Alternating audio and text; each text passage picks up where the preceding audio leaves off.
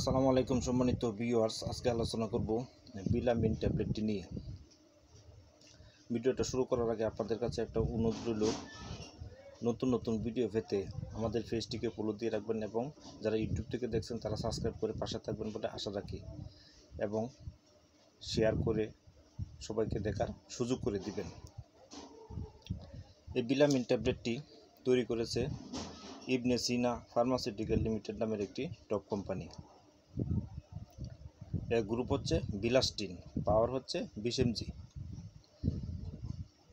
এই বিলামিন ট্যাবলেটটি একটি অ্যান্টিহিস্টামিন ট্যাবলেট। এর কার্যকারিতা হচ্ছে বর্তমান সময়ে চুলকানি একটি মারাত্মক রূপ ধারণ করেছে। চুলকানি বর্তমান সময়ে চুলকানির একটি ব্যাপক আকার ধারণ করে চলছে। এমন কোনো মানুষ নাই যার চুলকানি হচ্ছে না।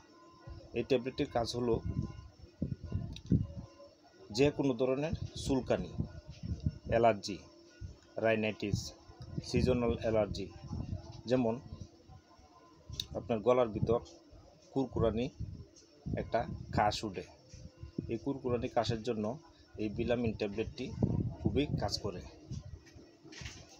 এরপর হচ্ছে আপনার রানের চিপায় চুলকানি, কানের ভিতর চুলকানি, চোখে চুলকানি, মাথায় চুলকানি, সারা শরীরে যে কোনো জায়গায় চুলকানির ক্ষেত্রে এই ট্যাবলেটটি খুবই গুরুত্বপূর্ণ কাজ করে।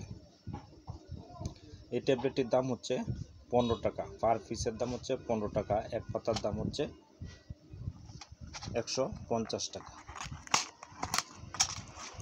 এই ট্যাবলেটটির খাওয়ার নিয়ম হচ্ছে বিলামিন ট্যাবলেট। এই ট্যাবলেটটির খাওয়ার নিয়ম হচ্ছে প্রতিদিন রাত্রে একটি করে খাবেন। যাদের বয়স 12 বছরের ঊর্ধ্বে, বিশেষ করে 18 বছরের ঊর্ধ্বে, তারা প্রতিদিন একটি করে ট্যাবলেট খাবেন। আর যাদের বয়স 12 বছরের নিচে, তারা বিলামিন সিরাপ আছে, বিলামিন সিরাপ সেবন করতে হবে প্রতিদিন রাত্রে 1 চামচ করে একবার।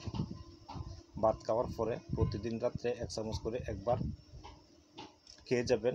যতদিন আপনার চুলকানি বন্ধ না হয়েছে ততদিন পর্যন্ত আপনি সেবন করে যাবেন।